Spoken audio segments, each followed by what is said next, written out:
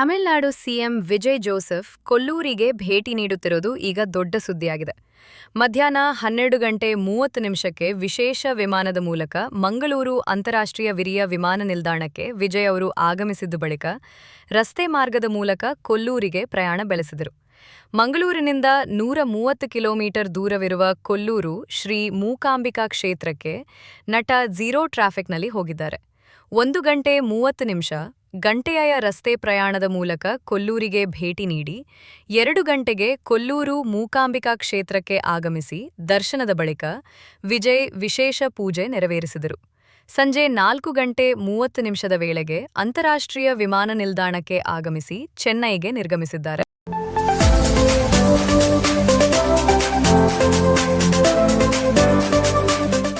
ಚಿತ್ರದುರ್ಗದ ರೇಣುಕಾಸ್ವಾಮಿ ಕೊಲೆ ಪ್ರಕರಣ ಸಂಬಂಧ ನಟ ದರ್ಶನ್ ಅಂಡ್ ಗ್ಯಾಂಗ್ ಸದ್ಯ ಜೈಲಿನಲ್ಲಿದ್ದಾರೆ.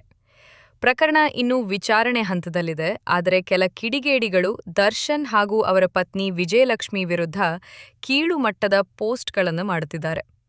ತಮ್ಮ ನೆಚ್ಚಿನ ನಟ ದರ್ಶನ್ ಬಿಡುಗಡೆಯಾಗಲಿ ಎಂದು ಅಭಿಮಾನಿಗಳು ಒಂದೆಂಡೆ ಪ್ರಾರ್ಥನೆ ಮಾಡುತ್ತಿದ್ದರೆ, ದರ್ಶನ್ ಅವರ ಜಾಮೀನಿಗಾಗಿ ವಿಜಯಲಕ್ಷ್ಮಿ ಶತಪ್ರಯತ್ನ ಮಾಡುತ್ತಿದ್ದಾರೆ.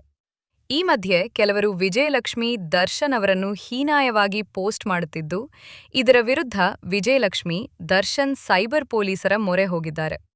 ದರ್ಶನ್ ಹಾಗೂ ಕುಟುಂಬದ ವಿರುದ್ಧ ಜಲಗಾರ ಯೂನಿವರ್ಸಿಟಿ ಎಂಬ ಹೆಸರಿನಲ್ಲಿ ಕಿಡಿಗೇಡಿಯೊಬ್ಬ ಸತತವಾಗಿ ಕೆಟ್ಟ ಪೋಸ್ಟ್ ಹರಡುತ್ತಾ ಬಂದಿದ್ದಾನೆ.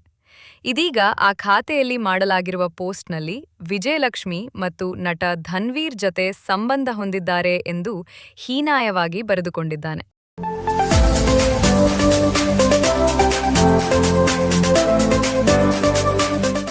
ಧರ್ಮಸ್ಥಳದ ಬುರುಡೆ ಪ್ರಕರಣಕ್ಕೆ ಸಂಬಂಧಿಸಿದಂತೆ ದೊಡ್ಡ ಟ್ವಿಸ್ಟ್ ಎದುರಾಗಿದೆ.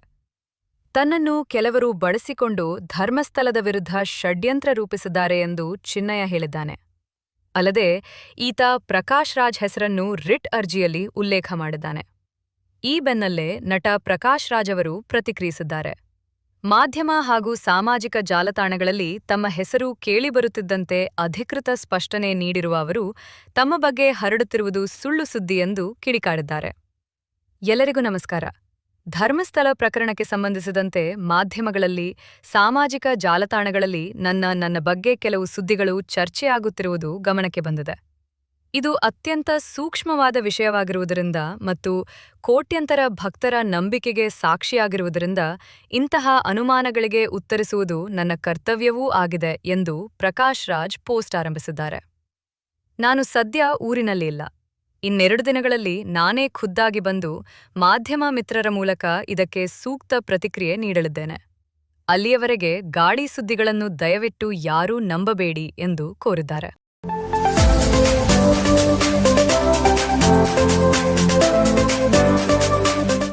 ಕನ್ನಡದ ನಟಿ ಶುಭಾ ಪೂಂಜಾ ಡಿವೋರ್ಸ್ ಕೇಸು ಮಾಧ್ಯಮಗಳಲ್ಲಿ ಇತ್ತೀಚೆಗೆ ಭಾರೀ ಸುದ್ದಿಯಾಗಿತ್ತು.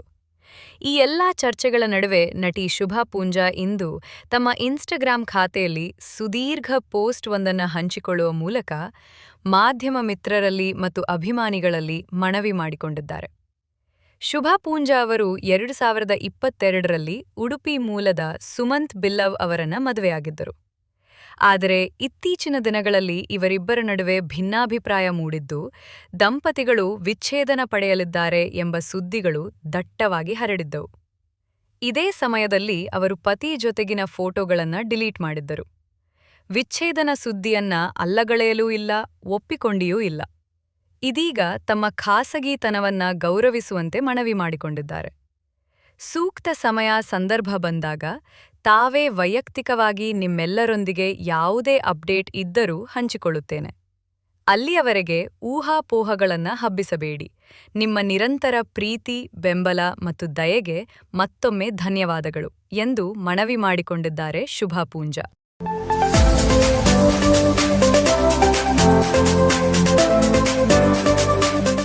ಸುಮಾರು 1 ದಶಕಗಳಿಂದ ಅಮೆರಿಕದಲ್ಲಿ ನೆಲೆಸಿದ್ದರೂ ಚಿತ್ರ ನಿರ್ದೇಶಕ ಅಮೋಘ್ ವಿಜಯ್ ಅವರಿಗೆ ಕನ್ನಡ ಚಿತ್ರ ನಿರ್ದೇಶಿಸುವ ಕನಸು ಕಮರಿ ಹೋಗಿರಲಿಲ್ಲ. 2016ರಲ್ಲಿ ಅಮೆರಿಕಕ್ಕೆ ಸ್ಥಳಾಂತರಗೊಂಡ ನಂತರ ಮಹತ್ವಾಕಾಂಕ್ಷಿ ನಿರ್ದೇಶಕ ಕನ್ನಡ ಚಿತ್ರರಂಗದೊಂದಿಗೆ ಬಲವಾದ ಸಂಪರ್ಕವನ್ನು ಉಳಿಸಿಕೊಂಡಿದ್ದಾರೆ. ಆ ಬಹುಕಾಲದ ಮಹತ್ವಾಕಾಂಕ್ಷೆಯು ಈಗ ಅಂತಿಮ ಆಕಾರ ಪಡೆಯುತ್ತಿದೆ. ನಟಿ ಐಶ್ವರ್ಯಾ ರಾಜೇಶ್ ಪ್ರಧಾನ ಪಾತ್ರದಲ್ಲಿ ನಟಿಸುತ್ತಿರುವ ಚಿತ್ರವನ್ನು ಅಮೋಘ್ ವಿಜಯ್ ಅವರು ನಿರ್ದೇಶಿಸಲು ಸಜ್ಜಾಗಿದ್ದಾರೆ. ಇದು ನಟನ ಮೊದಲ ಕನ್ನಡ ಚಿತ್ರವಾಗಲಿದೆ. ಒಂದೆರಡು ಯೋಜನೆಗಳಲ್ಲಿ ಕೆಲಸ ಮಾಡಿರುವ ಅನುಭವವನ್ನು ಪಡೆದಿರುವ ಅಮೋಘ್ ವಿಜಯ್ ಈಗ ತಾವೇ ನಿರ್ದೇಶಿಸಲಿರುವ ಮೂಲ ಸ್ಕ್ರಿಪ್ಟ್ ಅನ್ನು ಬರೆದಿದ್ದಾರೆ.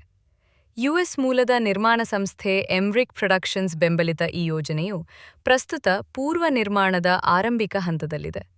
ಸೆಪ್ಟೆಂಬರ್ನಲ್ಲಿ ಚಿತ್ರೀಕರಣ ಪ್ರಾರಂಭವಾಗುವ ಸಾಧ್ಯತೆಯಿದೆ. ನಿರ್ಮಾಪಕರು ಚಿತ್ರವನ್ನು ತಮಿಳು ಮತ್ತು ತೆಲುಗಿನಲ್ಲಿಯೂ ಬಿಡುಗಡೆ ಮಾಡಲು ಯೋಜಿಸುತ್ತಿದ್ದಾರೆ. ಪೋಷಕ ಪಾತ್ರವರ್ಗ ಮತ್ತು ಸಿಬ್ಬಂದಿಯ ವಿವರಗಳನ್ನು ಒಳಗೊಂಡಂತೆ ಅಧಿಕೃತ ಘೋಷಣೆಯನ್ನು ಮುಂಬರುವ ತಿಂಗಳುಗಳಲ್ಲಿ ನಿರೀಕ್ಷಿಸಲಾಗಿದೆ.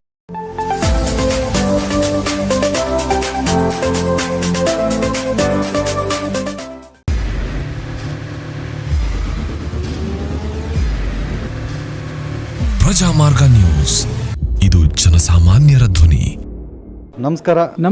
ನೀವು ನೋಡ್ತಾ ಇದ್ದೀರಾ ಪ್ರಜಾಮಾರ್ಗ ನ್ಯೂಸ್. ರಾಷ್ಟ್ರದ ರಾಜ್ಯದ ರಾಜಕೀಯದ ಬಗ್ಗೆ ಹೆಚ್ಚಿನ ಸಿನಿಮಾ ಅಪ್ಡೇಟ್ಗಳಿಗಾಗಿ ಫಸ್ಟ್ ಲೈಕ್ ಮಾಡಿ, ಸಬ್ಸ್ಕ್ರೈಬ್ ಆಗಿ, ಹಾಗೆ ಫಾಲೋ ಕೂಡ ಮಾಡಬೇಕು.